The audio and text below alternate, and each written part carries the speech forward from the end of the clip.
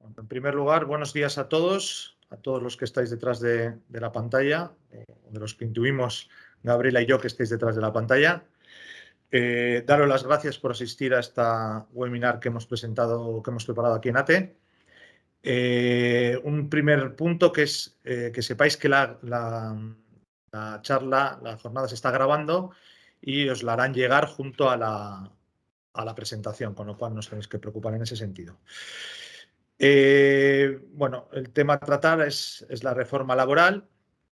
Como ya sabréis muchos de vosotros, la reforma laboral entró en vigor el día siguiente a la publicación en el Boletín Oficial del Estado, es decir, el 31 de diciembre, pero no en todas las materias, como iremos viendo posteriormente, sino en algunas de ellas, principalmente las materias que tienen que ver con la contratación laboral, entrarán en vigor a los 3 meses de la publicación y hay un periodo transitorio que ya comentaremos posteriormente. Como también sabréis muchos de vosotros, está a expensas o está a espera de que sea convalidado este Real Decreto, convalidación que se tendría que llevar a cabo mañana y que parece, o todo parece pensar, que ya sea con los votos de uno u otro partido, pues saldrá adelante y por lo tanto tendremos la reforma laboral ya con carácter definitivo. Pero bueno, habrá que esperar a mañana, no vaya a ser que haya alguna sorpresa y todo lo que estemos hablando durante el día de hoy pues al final no tenga ninguna validez porque quede en la nada. Pero bueno, más allá de lo que cada uno pueda pensar sobre la reforma laboral, bueno, entendemos que la misma es suficientemente extensa, tiene contenido suficiente y lo que hemos procurado, Gabriela y yo, es resumirla y tratar aquellos temas que entendemos que son principales para adaptarlo tanto a este formato de webinar que tenemos como al tiempo que nos ocupa. Evidentemente, podríamos estar hablando horas y horas sobre este tema, podríamos hacer charlas mucho más extensas, algunas charlas a las que habréis asistido, hemos asistido, así han sido, pero bueno, lo que vamos a tratar es que os lleváis por lo menos una primera impresión o una idea de lo que es la reforma laboral y adaptarla, como ya he dicho, al tiempo que tenemos. Por último, vamos a decir que efectivamente esta reforma laboral que ha entrado en vigor hace casi 15 días, o no, casi un mes ya, ha entrado en vigor, pero le queda un recorrido extenso. Y digo eso porque todos sabemos, o todos entiendo que sabemos que la reforma laboral se firmó o se acordó con los agentes sociales, es producto de un consenso entre las dos partes, pero también es producto de un requerimiento que se hacía por parte de la Unión Europea y ese requerimiento acabó el año pasado y por lo tanto se aprobó pues, de aquella manera y eso ha hecho o eso da lugar a que queden o que haya muchos conceptos, sobre todo en lo que tiene que ver con la contratación laboral, pues haya innumerables conceptos que queden de manera indeterminada y que como no puede... Bueno, hola, buenos días a todos. No sé si me oís, espero que sí. ¿Me oyen? Vale, como os ha dicho Pablo, hemos dividido la presentación en dos partes, nos iremos alternando y yo os voy a presentar la primera parte que tiene que ver con la contratación laboral. Voy a tratar el tema de los contratos de formación y de los contratos temporales. 4 han sido los tipos de contrato que se han visto modificados o ampliamente reformados por esta nueva legislación: los contratos formativos, los contratos temporales, los contratos fijos discontinuos y el contrato indefinido de obra. Entonces, vamos a empezar por los contratos formativos. A nivel de la presentación los tenéis aquí. Vale. Los contratos formativos, en principio, no han sufrido mucha modificación en cuanto al concepto. Siguen habiendo dos tipos de contratos. Vamos a tener un contrato formativo cuando el trabajador está estudiando y otro contrato formativo cuando el trabajador ha terminado de estudiar. El primer contrato le han cambiado el nombre, ahora se va a llamar el contrato de formación en alternancia, viene a integrar el contrato de formación dual de antes y va a permitir que un trabajador esté estudiando y pueda ocupar un puesto en la empresa y trabajar de manera remunerada. Solamente voy a poder firmar un contrato de este tipo por cada ciclo de formación profesional o titulación académica. En principio esta es la norma, salvo que esta formación responda a actividades distintas dentro de un ciclo o programa formativo. O sea, yo creo que aquí el legislador lo que está pensando es en aquellas, por ejemplo, dobles titulaciones que ofrecen ciertas universidades. Entonces, en cuanto a los requisitos, he intentado sintetizar al máximo los requisitos y las condiciones de estos nuevos contratos para que os quedéis con una idea lo más clara y lo más sencilla posible del acceso al mismo y de cómo se va a desarrollar. La duración máxima de estos contratos la van a prever el centro formativo con la empresa, pero en principio tienen una duración mínima que va a tener que ser de 3 meses y una duración máxima de 2 años. En estos 2 años el alumno puede firmar todas aquellas prórrogas que quiera, no hay un límite para este número de prórrogas.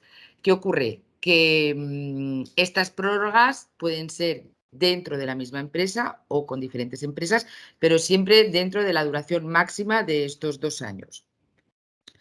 El tiempo previsto para que un trabajador que firma un contrato de tipo formativo esté en una empresa será de 6 meses. Es decir, si yo tengo un trabajador que ha estado vinculado a una empresa con cualquier otro tipo de contrato temporal, no puedo, durante más de 6 meses, no podré luego hacerle firmar un contrato formativo con la excusa de que ha comenzado una formación profesional que le habilita para ocupar un puesto igual o de una categoría equivalente.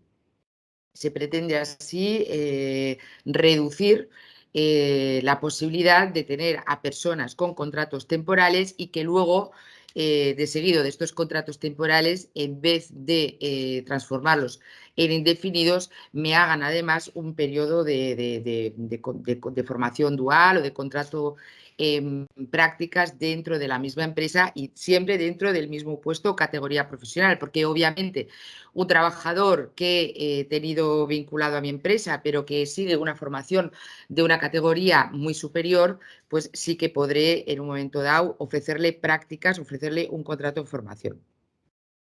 Desaparecen los límites de edad, esto es una de las grandes reformas de este tipo de contrato. Se podrá, siempre que se esté siguiendo una formación profesional o una titulación de tipo académico, iniciar un contrato de formación dual, salvo para aquellos certificados de profesional de nivel 1 y 2 y de programas públicos o privados del catálogo de especialidades formativas ofrecidos por el SEPE. Aquí el límite de edad será de 30 años en todo caso. Entonces, en cuanto a las características, aquí es donde este contrato ha sufrido quizás sus mayores modificaciones. La duración máxima de la jornada laboral de un trabajador que está vinculado con un contrato de formación en alternancia durante el primer año en mi empresa será siempre máximo de un 65% de la jornada a tiempo completo que yo tenga en mi empresa, por convenio de empresa o por convenio colectivo sectorial. El segundo año, este trabajador en formación podrá trabajarme un 85% solamente como tope máximo de la jornada a tiempo completo. Por regla general, estos trabajadores que se están estudiando no pueden trabajar en horario nocturno, no pueden, tienen prohibido la realización de horas extras y no pueden trabajar a turnos. ¿Qué ocurre? Que puede suceder que por la actividad a la que yo me dedico como empresa, haya razones que justifiquen el trabajo nocturno. Por ejemplo, si yo tengo un estudiante que está siguiendo una formación profesional como técnico de sonido y las prácticas las tiene que hacer desarrollando su trabajo en eventos que ocurren en horario nocturno, pues obviamente sí que podré hacerle trabajar dentro de este horario. Pero si mi horario es diurno o la actividad de la empresa no lo justifica, en principio estaría prohibido. En cuanto a la retribución fijada estará en proporción al tiempo trabajado. No puede ser inferior el primer año al 60% de la retribución prevista para un trabajador de la misma categoría o grupo profesional por el convenio mío de aplicación, y el segundo año no podrá ser inferior al 75%. En cualquier caso, la retribución de este tipo de trabajadores nunca podrá estar por debajo de la prevista, nunca podrá estar por debajo del salario mínimo interprofesional, siempre en proporción al tiempo. ¿Perdón? Vale, sí que quería también aclararos que este contrato se puede firmar a tiempo parcial y los trabajadores, en este caso, dentro del contrato en formación, no tienen periodo de prueba. Entonces, el segundo tipo de contrato que tengo dentro de los contratos formativos es el contrato que ahora se llama para la obtención de la práctica profesional. Es el contrato en prácticas de antes. ¿Qué ocurre? Que en este caso mi trabajador ha terminado la titulación, ha terminado la formación académica que le habilita para realizar un periodo de prácticas, un periodo de práctica profesional dentro de mi empresa. En principio es un contrato que está destinado a adquirir una primera experiencia profesional. Puedo hacer un contrato de este tipo por cada una de las fases de una formación académica. Es decir, yo puedo iniciar un contrato de prácticas cuando he realizado un grado, cuando he terminado un máster, cuando he terminado un doctorado. El único límite que establece el legislador para evitar la acumulación de contratos de este tipo y la precariedad de este tipo, de estos trabajadores, es que no puedo acumular estos periodos de prácticas en un mismo trabajador que ocupa un mismo puesto dentro de mi empresa. Es decir, puede ser el mismo trabajador, puede ser un trabajador que se va formando, eso le abre a periodos de contratos de práctica profesional, sí, pero no en el mismo puesto. Vale, la duración de este contrato será de mínimo 6 meses hasta de 1 año como máximo y no de 2 como era antes. Y podré contratar a una persona que haya acabado hasta 3 años antes la titulación que le habilita para iniciar este contrato. 5 años si estoy contratando a un trabajador discapacitado.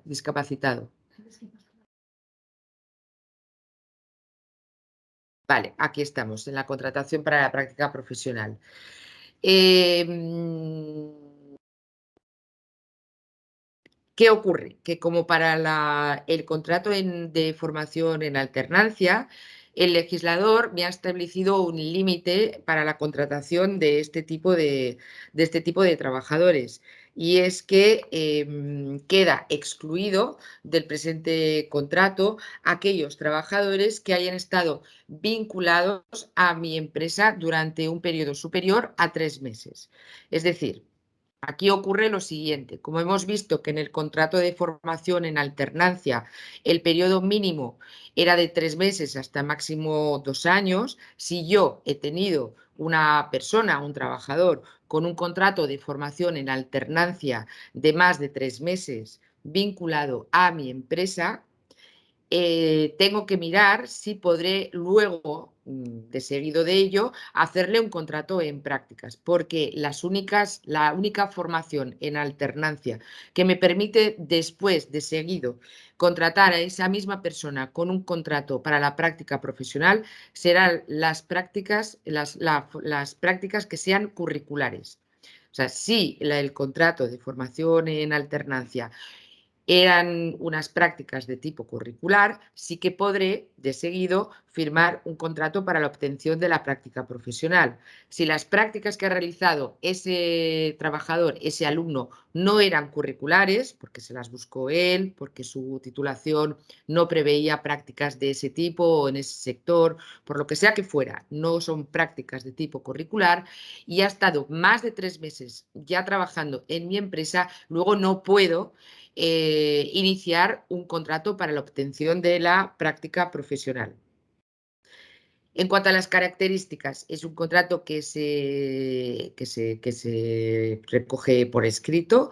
En este contrato por escrito yo tengo que introducir el plan formativo y las actividades de tutoría que va a tener que realizar este trabajador durante la duración del contrato.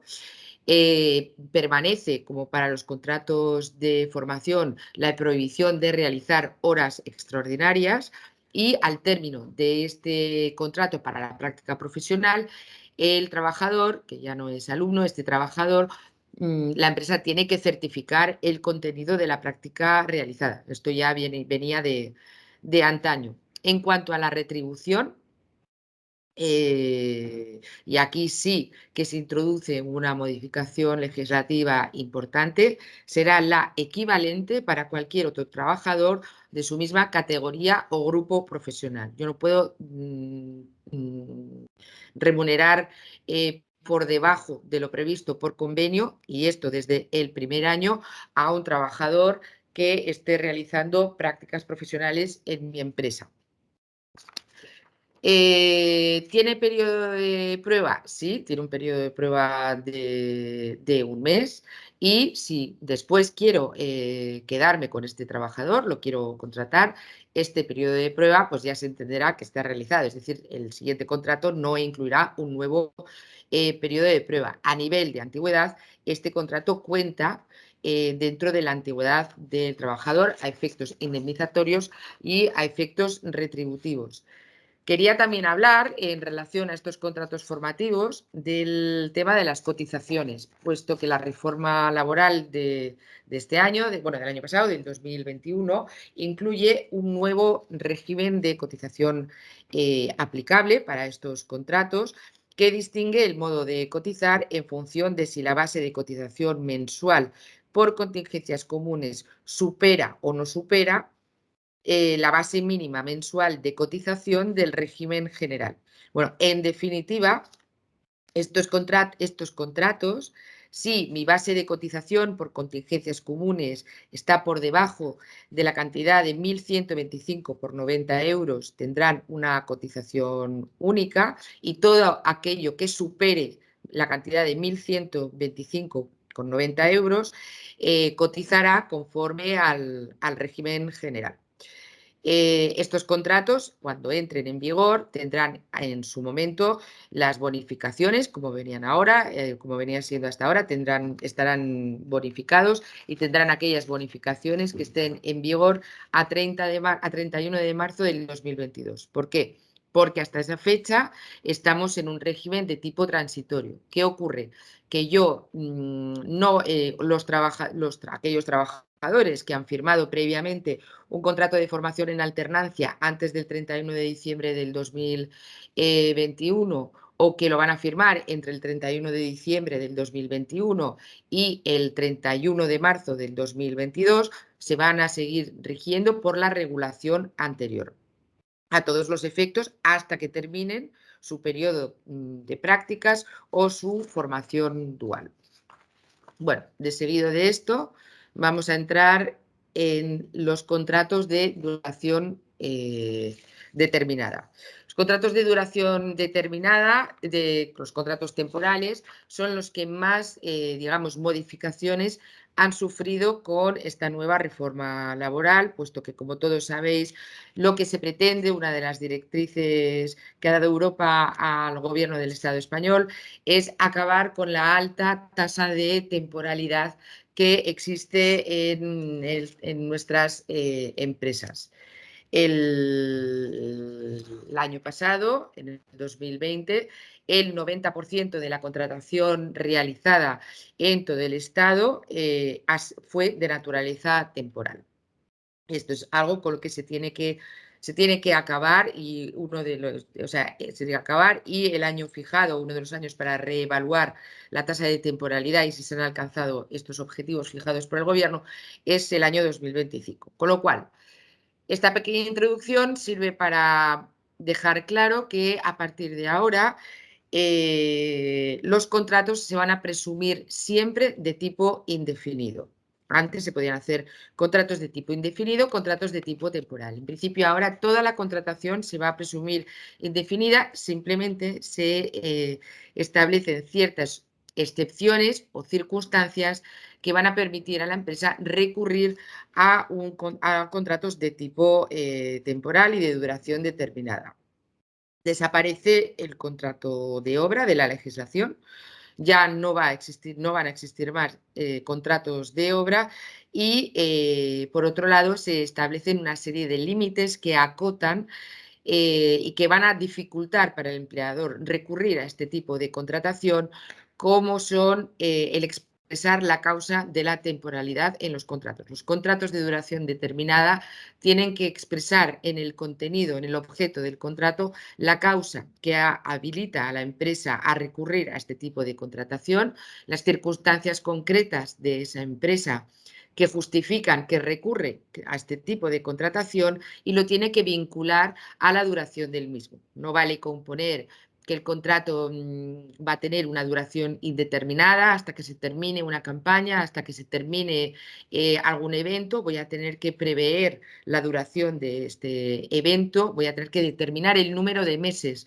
que va a durar mi contrato, y la Inspección de Trabajo ya ha anunciado que va a ser una de sus grandes líneas de trabajo para los próximos años, con lo cual hay que verificar que la contratación temporal, si recurro a este tipo de contratación, el contenido de los contratos reúne estas tres características y está bien redactado, está bien acreditado, puesto que los contratos sin contenido, los contratos que tengan causas muy indeterminadas, pueden ser objeto de sanción o de requerimiento para las empresas. No se puede recurrir a la contratación temporal por circunstancias de la producción para la realización de trabajos en el marco de contratas, subcontratas o concesiones de tipo administrativo que constituyan la actividad habitual u ordinaria de la empresa. Para este tipo de contratos en el que yo contrato o subcontrato o bien respondo a una concesión administrativa que por concurso he obtenido, tendré que recurrir a otro tipo de contratación, porque el legislador me obliga a irme a la contratación fija discontinua. Bueno, entonces, los contratos de duración determinada, lo importante es que tengamos claro que se dividen en dos grandes grupos: aquellos en los que yo tengo un objeto, y aquellos en los que yo tengo un sujeto. Aquellos en los que yo tengo un objeto, el legislador me habla de, o los ha llamado así, son contratos que están relacionados con las circunstancias de la producción. Estas circunstancias de la producción es el objeto que voy a desarrollar en esta contratación temporal. A su vez, el legislador las va a dividir en dos tipos de circunstancias: las imprevisibles y las previsibles. Para aquellas imprevisibles, que suponen un incremento ocasional o circunstancial de mi actividad normal o de mi producción, o de un aumento de pedidos que antes veníamos a suplir con el contrato, por ejemplo, de acumulación, o para que toda aquella oscilación dentro de la actividad normal de mi empresa, pero que yo no puedo responder con la plantilla que tengo, y aquí estaríamos hablando específicamente de las vacaciones. Puedo recurrir a este tipo de contrato temporal, el de circunstancias de la producción.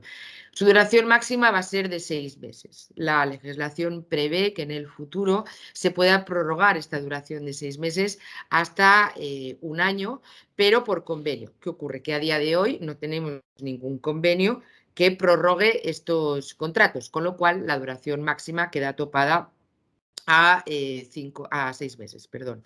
¿Se puede prorrogar? Sí, se puede prorrogar una vez únicamente, pero dentro del límite máximo de 6 meses. Por otro lado, yo puedo tener unas circunstancias que son previsibles a lo largo del año en mi producción. Pensemos, por ejemplo, en las rebajas, en el periodo de rebajas, o en actividades que se desarrollan esencialmente durante los meses de verano, si estamos hablando de la hostelería o del sector, por ejemplo, de los hoteles o de ciertos sectores que se dedican a eventos que se desarrollan en verano. Entonces, yo sé que eso es mi actividad ordinaria y ahí el legislador establece un paquete, un número limitado a 90 días durante un año natural en el que yo como empleador puedo contratar. ¿Qué ocurre? Que estos 90 días, que es una bolsita que yo tengo durante un año, yo puedo contratar al número de trabajadores que considere, sin límite. No tienen que ser seguidos, pero el legislador tampoco nos dice cómo tienen que ser. Lo que no se puede convertir es en una contratación de 3 meses. Con lo cual, estirando mucho el concepto, como por el momento no se ha establecido una regla que limite su reparto, podrían ser 89 días seguidos y un día, pues en principio sí. Lo único que se nos dice es que no pueden ser seguidos. Al cabo del año, este tipo de contratación, la empresa tiene que informar a la representación legal de los trabajadores y tiene que establecer una previsión anual de este tipo de contratación de 90 días para el año siguiente. Tenemos un régimen transitorio para aquellos contratos de duración determinada que se suscriban desde el 31 de diciembre del 2021 hasta el 30 de marzo del 2022. Se pueden suscribir contratos de acumulación en este periodo en el que estamos, que es el periodo transitorio. Se pueden suscribir contratos de obra, pero no se pueden suscribir durante una duración mayor de 6 meses. Estos contratos de acumulación, estos contratos de obra, mi convenio de empresa, mi convenio colectivo sectorial de aplicación puede prever una prórroga. Y así quizá yo venía firmándolos antes. Esta prórroga ahora mismo no es operativa. Si yo firmo ahora un contrato de obra, como máximo podré firmarlo con independencia de la duración de la obra por 6 meses desde el inicio. Con lo cual, los últimos contratos con la antigua regulación se podrán firmar el día 30 de marzo del 2022. A partir del día 31 tendré que pasar a los contratos por circunstancias de la producción. El otro gran contrato de duración determinada, ligado esta vez a la persona, son los contratos de sustitución. Los contratos de sustitución están vinculados, son los contratos de interinidad, no han sufrido una gran modificación y son todos aquellos contratos que firma una empresa para sustituir a otro trabajador. 3 son las grandes causas de sustitución: las excedencias que yo pueda tener dentro de la empresa con reserva de puesto de trabajo. Aquí la novedad que establece el legislador es que el contrato de la persona que sustituye y el contrato de la persona sustituida pueden coincidir en el tiempo con 15 días de antelación. Está pensado para que el sustituido pueda formar a la persona que le va a sustituir, pero no tiene por qué. Simplemente podrán solaparse durante 15 días previamente.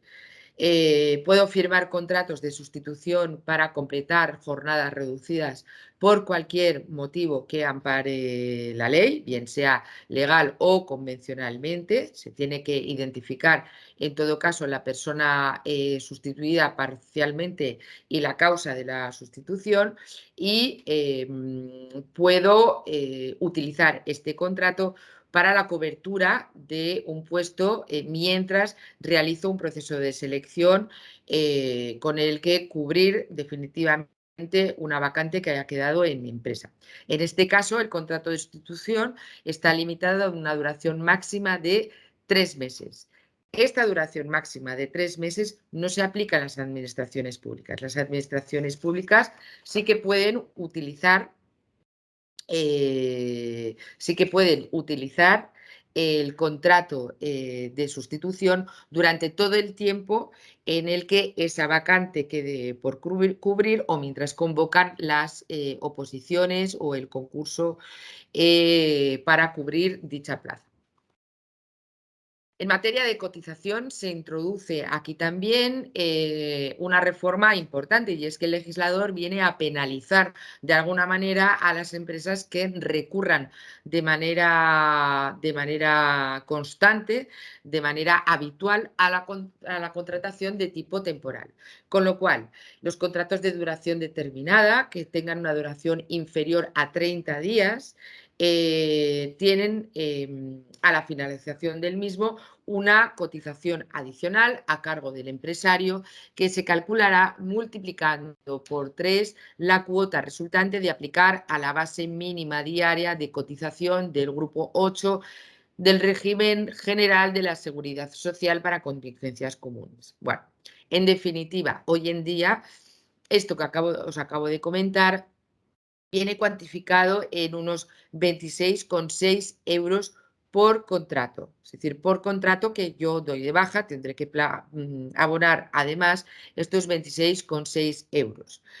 Se endurece la LISOS para evitar también, o por lo menos limitar o dificultar el recurso fraudulento a esta contratación de tipo temporal.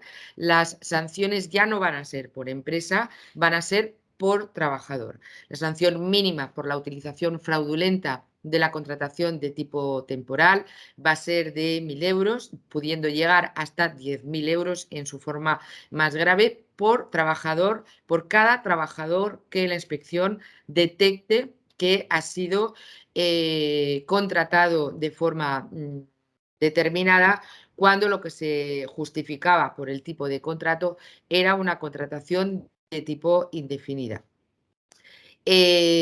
Además, la contratación, como venía siendo, se hacía antes, la contratación determinada utilizada en fraude de ley transforma el contrato en indefinido.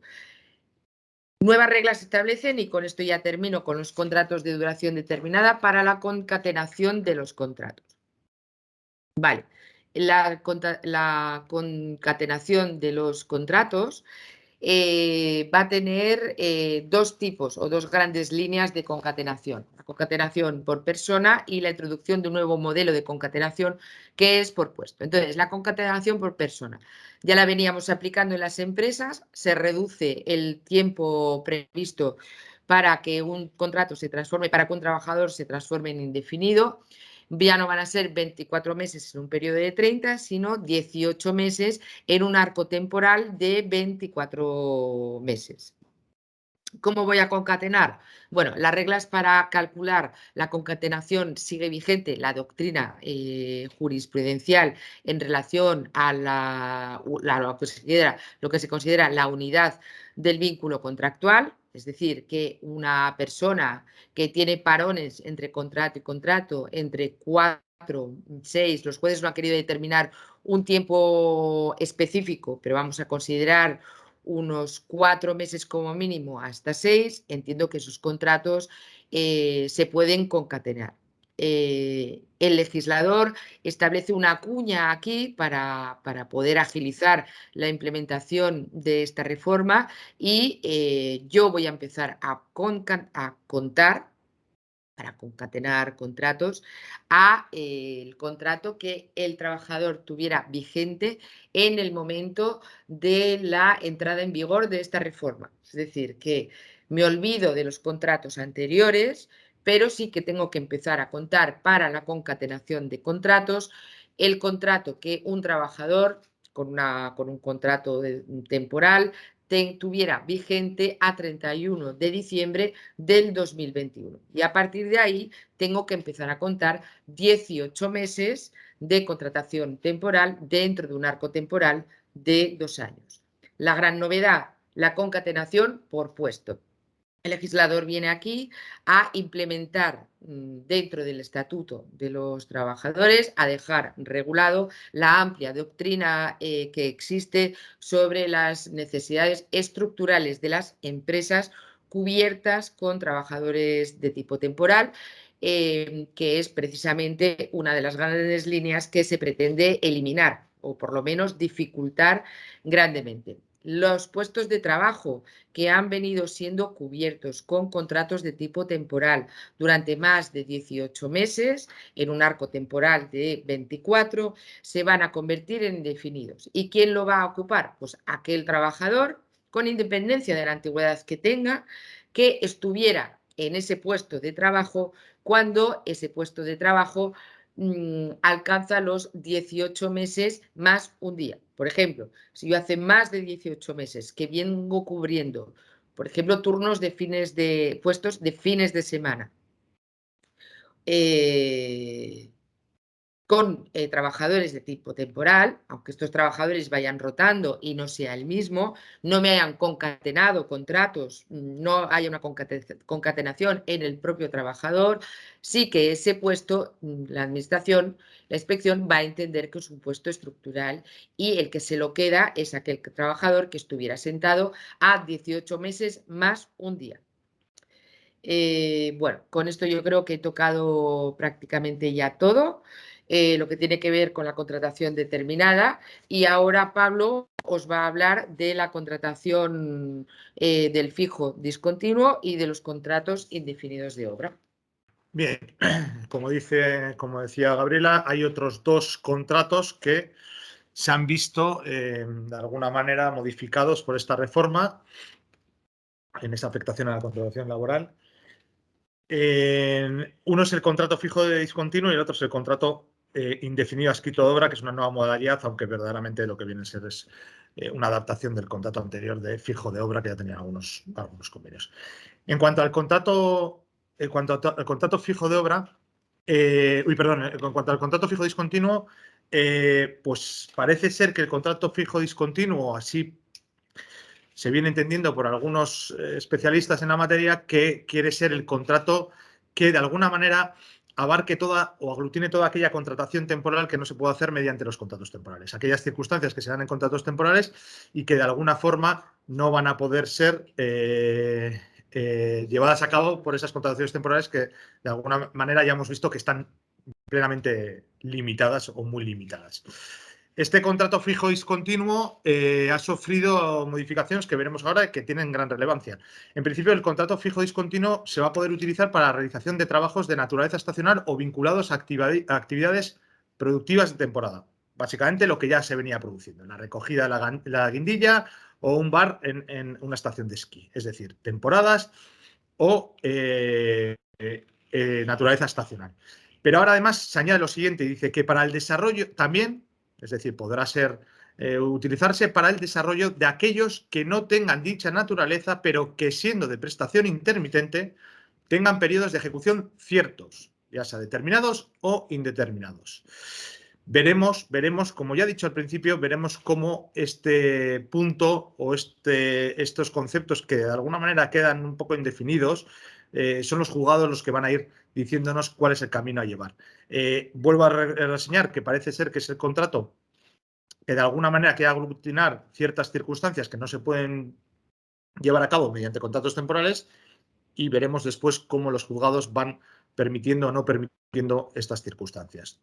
Asimismo, y en relación a lo que ha comentado Gabriela sobre los trabajos que se desarrollan en contratas mercantiles y administrativas que no podían ir por la vía de las circunstancias de acumulación de circunstancias, se dice se podrá utilizar para desarrollar el trabajo en el marco de contratas mercantiles o administrativas que, siendo previsibles, formen parte de la actividad ordinaria.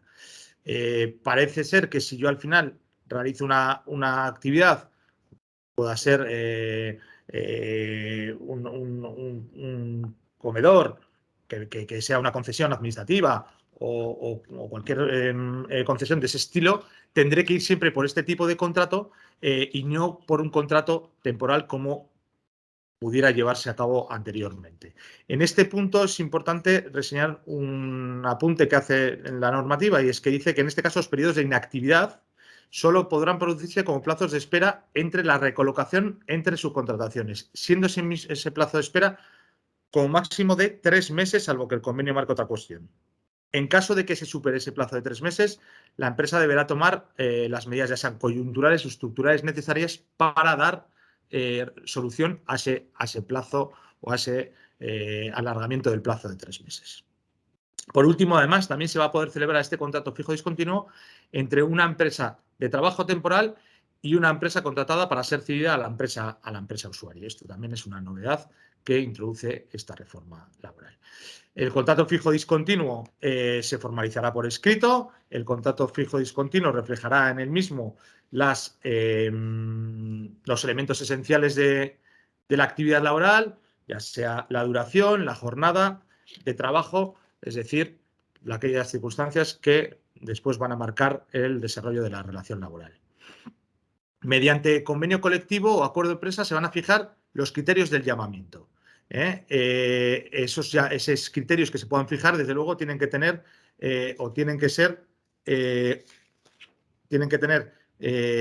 carácter objetivo y carácter formal, pero será algo que se marque mediante convenio colectivo. Habitualmente es práctica convencional que sea la antigüedad, de mayor a menor, la que marque este orden de llamada. También mediante convenio colectivo, una cuestión importante va a ser que la empresa va a tener que informar a la representación legal de los trabajadores con suficiente antelación, no establece el plazo, con suficiente antelación al inicio del año natural sobre las previsiones del llamamiento que vaya a realizar. Mediante convenio colectivo sectorial, además, se va a poder establecer una bolsa de trabajadores fijos discontinuos, acordar la celebración de contratos a tiempo parcial cuando así lo permitan las circunstancias del sector o lo justifiquen, acordar la obligación de elaborar un censo anual de trabajadores fijos discontinuos, incluso establecer un periodo mínimo de llamamiento y una cuantía por fin de llamamiento, una especie, lo que se puede entender como una especie de indemnización una vez finaliza el periodo de trabajo en el llamamiento realizado. En cuanto a los trabajadores que van a estar bajo el amparo de este contrato de trabajo, va a suponer una serie de derechos que ya son derechos que vienen adquiridos o que ya tienen adquiridos actualmente con el contrato fijo de discontinuo de la actualidad. La antigüedad a la que van a tener derecho se va a calcular teniendo en cuenta toda la duración del contrato de trabajo, es decir, incluso aquellos periodos inactivos. El trabajador ha podido estar trabajando 6 meses y 6 meses no, pero se contabilizará el año entero, es decir, desde el inicio de la relación laboral hasta que finalice la misma. Ahí ponemos en negrita, en cursiva, la antigüedad para cálculo de indemnización, porque si bien es cierto que la norma no dice nada al respecto, parece que la línea a seguir será la línea que ya está marcada jurisprudencialmente y que en el caso de la antigüedad para el cálculo de indemnización del despido solo será tenido en cuenta el tiempo efectivamente trabajado. A diferencia de la antigüedad para el complemento de antigüedad o el plus de antigüedad, aquí parece que se seguirá la línea que ya el Tribunal Supremo marcó en diversas sentencias y las últimas más recientes de 2020 en el sentido de establecer que será el tiempo efectivamente trabajado el que va a computar los efectos. Las empresas deberán informar a estos trabajadores fijos discontinuos y a la representación de los trabajadores sobre las vacantes que puedan surgir de carácter indefinido. Tendrán carácter prioritario estos trabajadores a los efectos del acceso a las iniciativas formativas en esos periodos de inactividad y el Gobierno lo que sí que va a hacer, adaptando el marco normativo para ello, es establecer la situación de desempleo para estos trabajadores durante ese periodo de inactividad que tengan los mismos. La entrada en vigor de este contrato fijo discontinuo, tal y como viene redactado en la norma, va a ser a los 3 meses de la publicación, es decir, a partir del 30 de marzo de 2022, lo cual no quita para que durante este periodo transitorio, este periodo hasta la fecha de entrada en vigor, se hagan fijos discontinuos en base a lo que se establecía anteriormente en la legislación, porque este es un contrato que efectivamente ya existía. El último contrato que se ve afectado principalmente por la reforma laboral es el contrato indefinido adscrito a obra dentro del sector de la construcción. se elimina el contrato, como bien ha dicho Gabriela, el contrato de obra, y por lo tanto se elimina también el contrato fijo de obra como consecuencia de ello. Y se crea una nueva modalidad que es este contrato indefinido adscrito a obra. En el fondo no deja de ser el contrato fijo de obra del sector de la construcción, que ya lo recogían ciertos convenios de construcción y por lo tanto sería la adaptación del mismo a lo que ya había anteriormente. Pero sí es cierto que recoge una novedad francamente importante, que es un régimen específico de extinción de este tipo de contratos. El final de la finalización del contrato y entendiendo la finalización no solo como la terminación real de la obra, cuando termina, sino también, como bien ponemos ahí, la disminución real del volumen de la obra, va a dar lugar a la necesaria propuesta por parte de la empresa de recolocar al trabajador con un preaviso de 15 días. Y en esa recolocación incluso puede conllevar que la empresa le tenga que ofrecer una formación al trabajador para que pueda adaptarse a ese puesto que se le ha ofrecido o donde se le puede recolocar. El contrato de obra, esa finalización también así ha de ser comunicada a la representación legal de los trabajadores y a las comisiones paritarias de los convenios con una antelación de 5 días. El trabajador va a tener la opción de rechazar o no rechazar, es decir, contestará en el plazo de 7 días por escrito a la propuesta realizada por la empresa. En caso de no contestar, se entenderá rechazada y en caso de contestación expresa se estará a lo que diga el trabajador en ese sentido. La extinción del contrato de trabajo va a darse en 3 supuestos por motivos que se denominan inherentes a la persona trabajadora. En uno de ellos va a ser cuando el trabajador rechaza la colocación, es decir, no acepta la propuesta de recolocación se ha realizado. Bien, cuando la persona trabajadora no reúne la cualificación necesaria, incluso después de haber realizado el periodo de formación que le ha facilitado la empresa, o bien no permite la integración por existir un exceso de personas en la recolocación que se le quiere efectuar. Y una tercera cuestión que daría lugar a la extinción del contrato por razones inherentes a la persona del trabajador sería cuando la empresa no cuenta con obras en la provincia acordes a la cualificación profesional, nivel, función y grupo profesional del trabajador. En todos esos casos habrá que notificar a la persona la extinción de su contrato con 15 días de antelación e incluso también, una vez más, será la representación de los trabajadores, a la representación de los trabajadores a quien te haya que notificarle este hecho.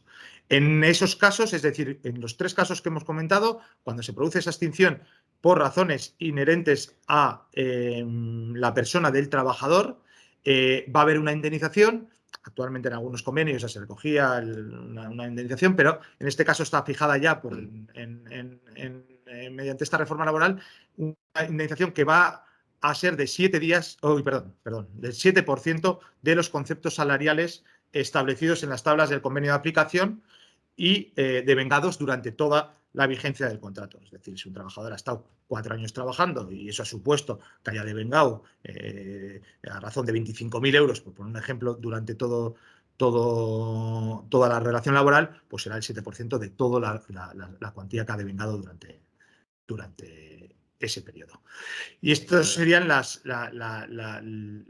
principales novedades que se ha producido en este contrato, que como ya decimos, venía recogiéndose en ciertos convenios de la construcción, y que ahora la principal novedad que se introduce es este régimen de extinción de estos contratos indefinidos adscritos a obra. Con este contrato, con las novedades derivadas de este contrato, ponemos fin a este primer punto que tenía que ver con la contratación laboral.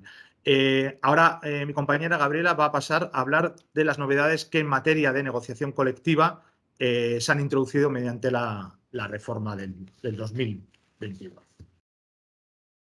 Vale, hola de nuevo. Bueno, hemos tratado, Pablo y yo, queríamos que fuera lo más claro y lo más preciso posible el tema de la contratación, porque entendemos que por el tipo de clientes que tiene ATE y por las empresas que os habéis apuntado a este webinar, quizá era dentro de la reforma el tema que más os podía afectar e interesar. Ahora nos queda por desarrollar la negociación colectiva, las contratas y subcontratas, los ERTEs y los mecanismos red. Aquí vamos a ser lo más sintéticos posibles porque entendemos que dentro de las empresas o de los clientes que tenemos, no todas tenéis un convenio de empresa y el tema de la contratación y de la subcontratación va a afectar a empresas multiservicios que la mayoría de vosotros pues obviamente no lo sois. Entonces, voy a tratar rápidamente el tema de la negociación colectiva. Un segundo. Vale, aquí estoy. Entonces, las reglas de prevalencia de los convenios colectivos han cambiado y se recupera la prioridad de los convenios colectivos sectoriales sobre los convenios de empresa. Entonces, aquellas empresas o aquellos de vosotros que tenéis un convenio de empresa, tenéis que saber que a efectos retributivos va a tener prioridad ahora mismo lo que marque el convenio colectivo de vuestro sector y que sea aplicable en la empresa. ¿Qué supone esto? Supone que yo, empresa, si tengo unos sueldos que se han quedado por debajo de lo que establece el convenio colectivo que se acaba de aprobar, por ejemplo, un supuesto que se puede estar repitiendo en aquellas empresas a las que se les aplique el convenio siderometalúrgico en Guipúzcoa, sucede que yo voy a tener que alinear mis sueldos, que quizá antes eran altos, pero que se han quedado por debajo, con con los sueldos mínimos y los complementos salariales previstos en las tablas del convenio colectivo, pues en este caso siderometalúrgico o de aplicación. ¿Cuándo lo tengo que hacer? Es decir, yo lo tengo que hacer, si mi convenio ha sido de empresa, está denunciado, pues lo tengo que hacer ya porque estas materias que vamos a tratar ahora no tienen un régimen transitorio hasta el 31 de marzo del 2022, como la contratación temporal, sino que ya en principio, salvo que sufran algún tipo de reforma o de modificación mañana en trámite parlamentario, ya han entrado en vigor. ¿Qué sucede? Que puede que yo tenga un convenio colectivo que ahora mismo está en vigor. Entonces, si yo ahora mismo tengo un convenio colectivo que está en vigor, tendré que hacerlo en última instancia, tendré que alinear mis sueldos con los del convenio colectivo del sector como muy tarde el 1 de enero del 2023, es decir, dentro de un año. Y dentro de un año el legislador me da un plazo de 6 meses para poder llevarlo a cabo. Es decir, que en última instancia, por simplificar, el 1 de junio del 2023 los sueldos de mi empresa tienen que ser como mínimo iguales a los del convenio colectivo de aplicación. Se entiende, siempre que sean superiores, por supuesto, los del convenio colectivo de aplicación en mi sector. Y bueno, eso tendrá que ser aplicado el 1 de junio del 2023 con efectos retroactivos a 1 de enero del 2023. ¿En qué otras materias mi convenio de empresa, que puede estar vigente, que puede ser útil y que puede mejorar el convenio colectivo de aplicación, no se aplica esta regla de prevalencia, quiero decir? Pues en el abono o compensación de las horas extras y la retribución del trabajo a turnos, en el horario y en la distribución de mi jornada de trabajo, en la adaptación al ámbito laboral de mi empresa del sistema de clasificación profesional, en la adaptación de las modalidades de contratación atribuidas por la ley. Es decir, yo puedo tener un convenio de empresa que, como ha dicho Pablo antes, me va a venir a regular cómo voy a desarrollar mis contratos fijos discontinuos, si establezco una bolsa de de empleados fijos discontinuos, qué reglas van a regir la pertenencia a esta bolsa. Puedo tener un convenio de empresa que regule o que mejore el desarrollo de mis contratos para la obtención de la práctica profesional o de mis contratos formativos, y el legislador aquí introduce, por adaptarse quizá también a las grandes tendencias en el mercado de trabajo y también a nivel político, que mi convenio de empresa puede, incluso se recomienda, que incluya todas aquellas medidas que permitan la conciliación familiar y de la vida personal con la vida laboral. Es decir, la jornada flexible, el teletrabajo, la adaptación de la jornada, las reducciones de jornada, todo aquellas medidas vinculadas, en definitiva, al artículo 34.8 del Estatuto, pueden y deben de venir reguladas en mi convenio de empresa y serán plenamente vigentes por encima del convenio colectivo sectorial, si es que lo mejoran. El otro gran punto, por terminar, de la negociación colectiva tiene que ver con la vigencia de los convenios. Hasta ahora, cuando un convenio superaba el periodo previsto de ultraactividad, era un convenio decaído y la doctrina, los jueces, las sentencias nos estaban diciendo que nos teníamos entonces que remitir al convenio colectivo de ámbito superior, y si no lo hubiera, de un ámbito relacionado con la actividad de la empresa que fuera quizá un convenio más amplio y que estuviera vigente. Bueno, esto es lo que en definitiva se viene a transformar. Los convenios que entren en un periodo de ultraactividad por haber finiquitado su vigencia expresa, es decir, la vigencia expresamente contemplada en el contenido del convenio, van a entrar en una ultraactividad indefinida. ¿Qué sucede?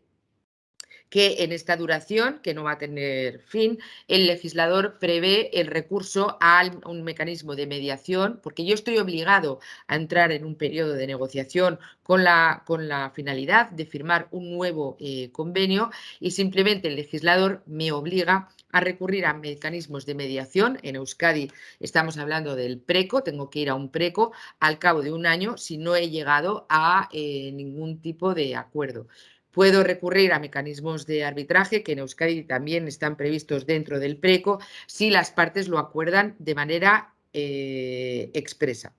Puede pasar que en mi convenio de empresa yo no haya previsto ningún tipo de periodo de vigencia, con lo cual entraría en una prórroga automática de mi convenio de año en año. En el caso, ya por terminar, de aquellos convenios colectivos de empresa que estuvieran en ultraactividad, pero que hayan sido denunciados con anterioridad a la entrada en vigor de la reforma laboral, siguen en esta ultraactividad. Quiero decir, es una ultraactividad que, como os acabo de explicar, es indeterminada. Sin embargo, no se me aplica la obligación de tener que recurrir al preco al año de haber entrado en ultraactividad. Bueno, en principio esto sería todo. Os dejo de nuevo con Pablo, que va a tratar el tema de la subcontratación y de los ERTEs y el mecanismo RED. Vale. Entramos en los tres últimos puntos, que sería la subcontratación de obras y servicios, y después en dos puntos que serían los ERTEs y los mecanismos, el nuevo mecanismo RED, que en el fondo no dejan de ser dos vías para reducir las jornadas de trabajo de los trabajadores y suspender sus contratos. En cuanto a la subcontratación de obras y servicios,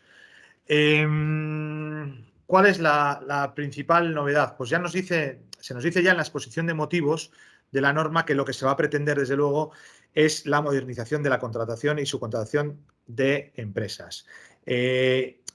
Como objetivo principal, impedir que se utilice la externalización de servicios a través de subcontrataciones como mecanismo de reducción de los estándares laborales de las personas que trabajan en estas empresas subcontratistas. Es decir, ¿Puedo externalizar? Por supuesto puedo externalizar, se puede hacer la externalización existe, no se prohíbe, pero lo que se trata es de mejorar las condiciones retributivas, principalmente de las personas trabajadoras que prestan servicios en estas empresas que se dedican a contratas y subcontratas. Principalmente, estamos hablando de las empresas multiservicios. De alguna manera, lo que se está haciendo con la reforma es adaptar una línea jurisprudencial que ya se empezaba a aplicar y que tiene seguramente su cenit en la sentencia del Tribunal Supremo de 12 de febrero de 2021 sobre las famosas o las llamadas Kellys, y que en esta materia evidentemente ya puso lo que era el listón y por dónde tenía que tirar en ese momento la futura normativa y que es la aplicada ahora. Es decir, lo que se va a pretender es un principio de no discriminación y de igualdad de trato. De esta forma, el artículo 42, que es el artículo que trata de la subcontratación de obras y servicios, lo que va a hacer es introducir en el párrafo, en el punto 6º, señalar que el convenio colectivo de aplicación para las empresas contratistas y subcontratistas será el del sector de la actividad desarrollada en la contrata o subcontrata, con independencia de cuál sea el objeto social o la forma jurídica de esta. Sí es verdad que también se nos dice que cuando la empresa contratista o subcontratista cuente con un convenio propio, se aplicará este, pero en los términos que resulten del artículo 84, que nos decía el artículo 84, que acaba de decir, de lo que acaba de comentar Gabriela, es que va a prevalecer el convenio sectorial en materia retributiva. Por lo tanto, yo puedo ser una empresa multiservicios, tener mi convenio, aplicarlo, pero no lo aplicaré en la materia retributiva, porque nos tendremos que ir al convenio del sector de la actividad que está ejecutando la contrata o la subcontrata. Esto sería lo principal, o la novedad principal, que es una novedad importante. Hay gente que dice que la novedad se queda corta, que podía haber ido más lejos en la reforma, pero bueno, como todo, son opiniones. El otro punto o los otros puntos a tener en cuenta son los mecanismos que tiene la norma o que tenía la normativa laboral a los efectos de reducir los contratos o suspender las jornadas de trabajo.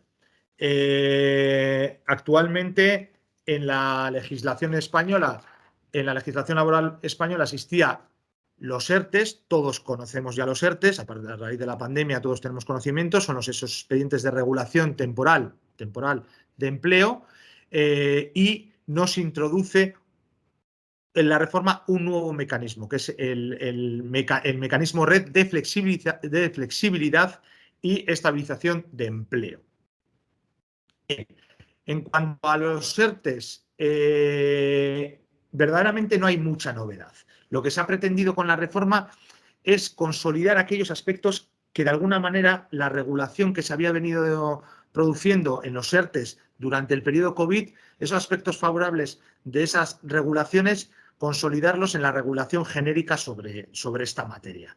Y eso es lo que de alguna manera se ha pretendido sin llegar a modificar, por tanto, de manera muy importante lo que es la regulación que ya existía en este punto. Hay una serie de aspectos generales que nos van a valer para ambos tipos de expedientes de regulación, tanto los ERTES ETOP, que son esos expedientes de regulación que tienen como causa económica, técnica, organizativa y productiva, y los ERTES por fuerza mayor. Estos dos tipos de ERTES ya existían anteriormente y ya decimos que lo que estamos haciendo es consolidar algunos aspectos favorables de la legislación que se ha venido aplicando durante la pandemia. ¿Qué se procura?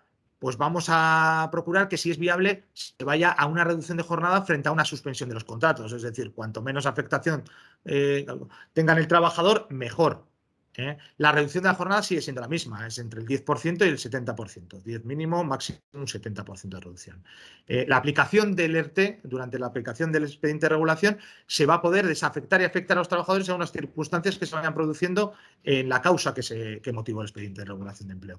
Siempre previa notificación a la representación legal de los trabajadores y a la Tesorería General de la Seguridad Social. Yo incluso a veces recomiendo que se haga a la inspección de trabajo, a los efectos de que nadie crea que yo estoy llevando a trabajadores a trabajar cuando tenían que estar en expediente de regulación de empleo. Se refuerza, y esto es importante, se refuerza con sanciones o con infracciones más graves, por lo tanto, con la consecuente sanción, la prohibición de realizar nuevas contrataciones, de externalizar el servicio o de horas extraordinarias durante el expediente de regulación de empleo.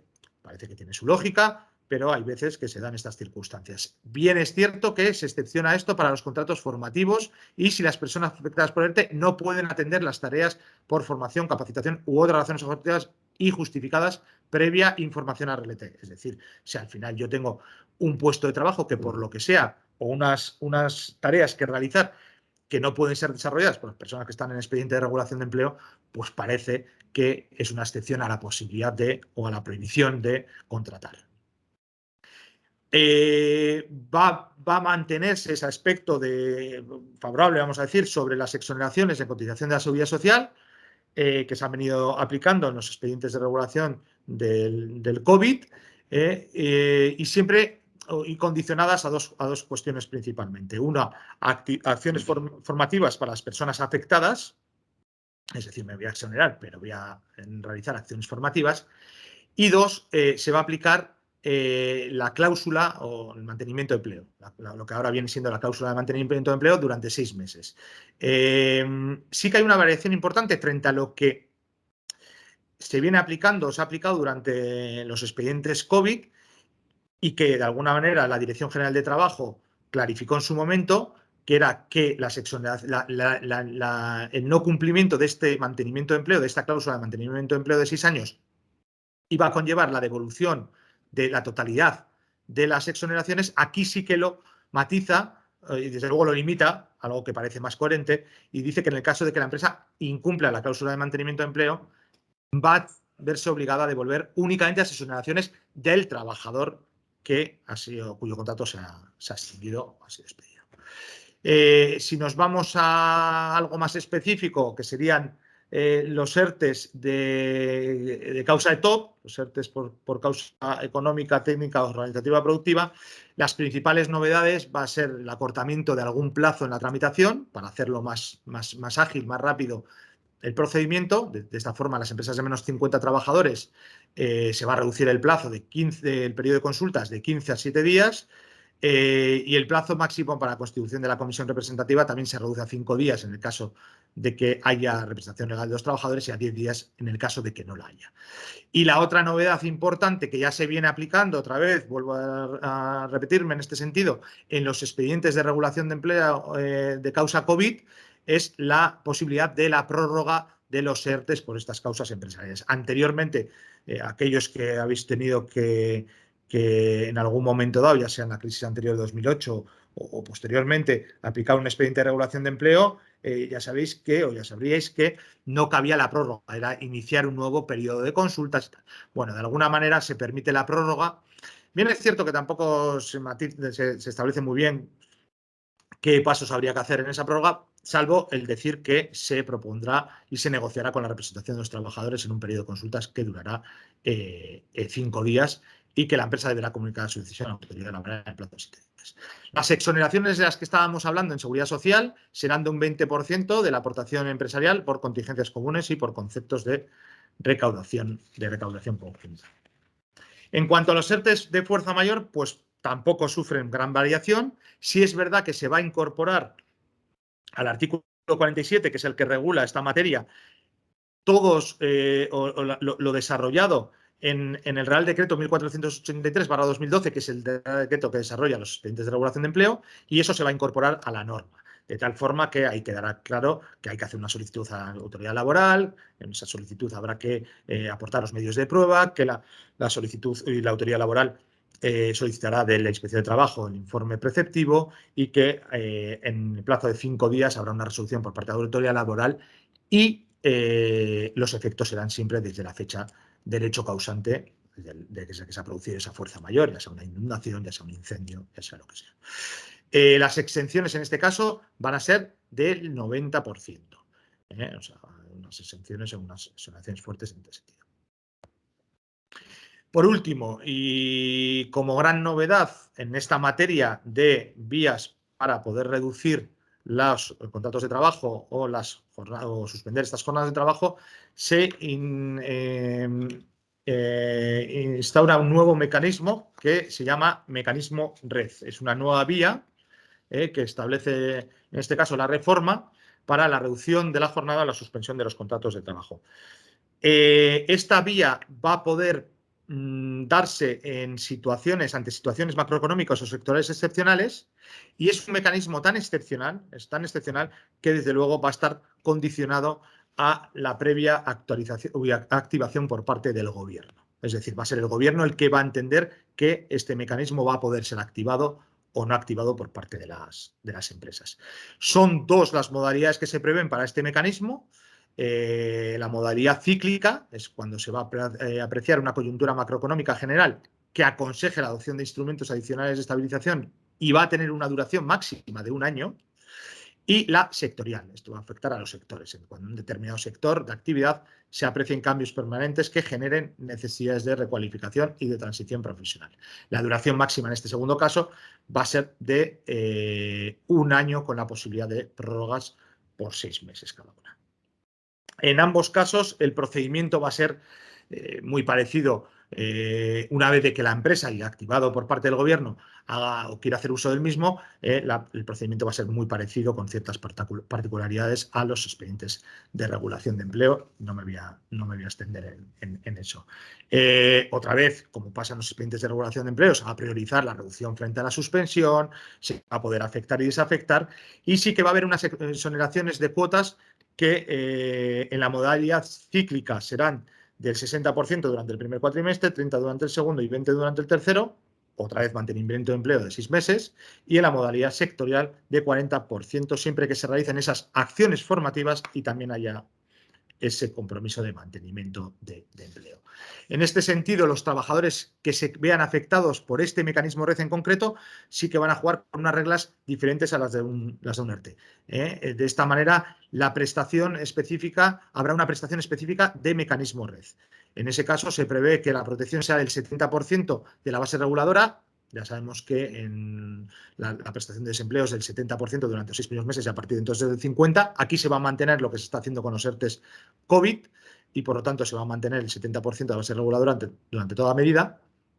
Y no va a necesitar el trabajador tener ningún tipo de carencia y además no le va a consumir desempleo en este sentido. Para eso se constituirá un fondo red de flexibilidad y estabilización en el empleo para la financiación de estas prestaciones. Esto es todo lo que nosotros, de alguna manera, intentando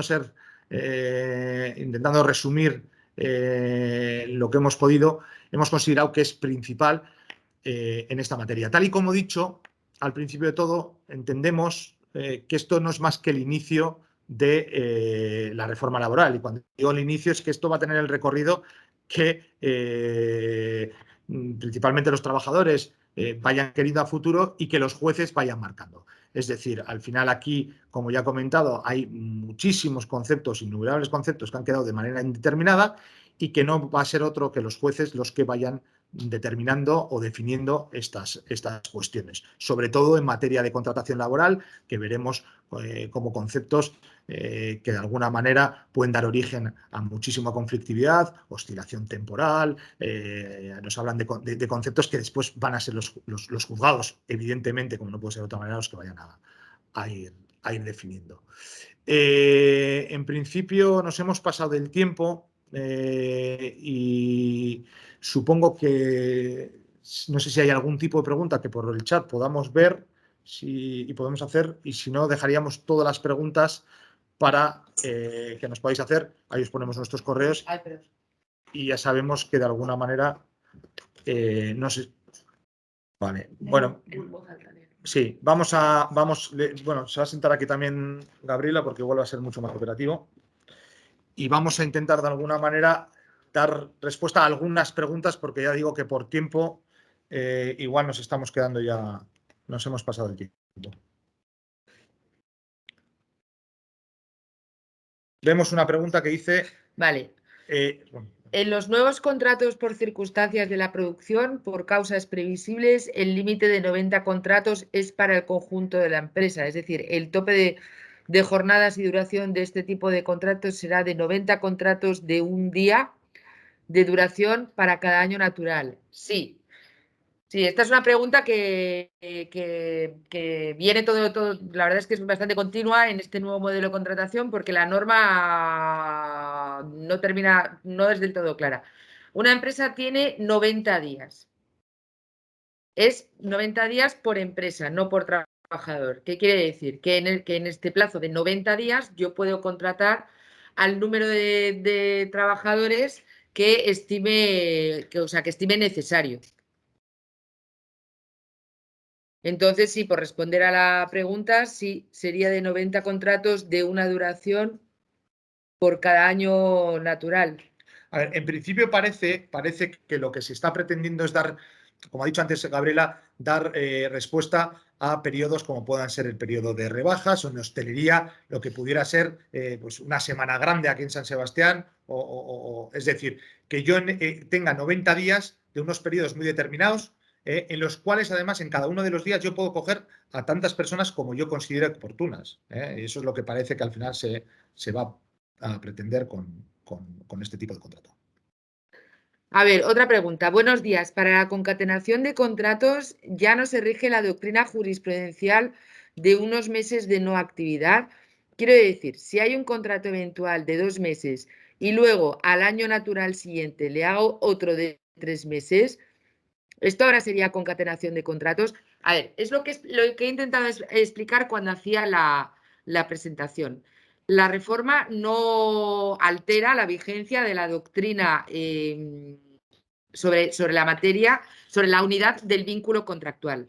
La forma en que se concatenan los contratos temporales sigue vigente. Es decir, si yo tengo un señor al que he contratado por una duración determinada y luego lo vuelvo a contratar, esos 2 contratos temporales van a concatenar siempre que el intervalo o la ruptura entre los 2 contratos no sea muy grande. No tenemos un número de meses determinado, pero sigue vigente el plazo de entre unos 4 o 6 meses como muchísimo. 4 meses sería más bien yo una media que suelo dar.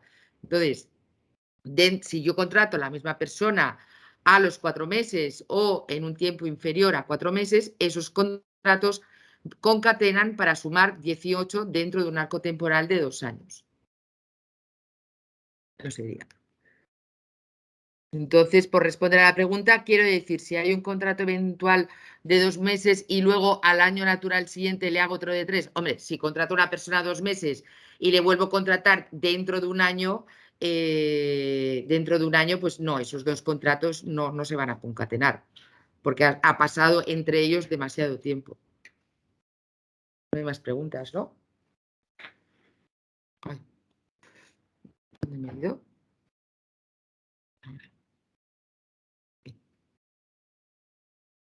No, pues ya está. Vale, en principio no vemos más preguntas. De todas formas, bueno, como preguntas os van a ir surgiendo, como a nosotros nos surgen en el futuro, pues ahí tenéis nuestros correos y sabéis que estamos a vuestra entera disposición para que en cuanto queráis, pues nos hagáis partícipes de vuestras dudas y en la medida que podamos resolverlas las mismas, pues las resolveremos. En principio, muchas gracias por asistir. Y bueno. O sea, gracias por estar ahí y estamos a vuestra disposición para cualquier duda o cualquier problema que pueda surgir en la aplicación de esta nueva legislación.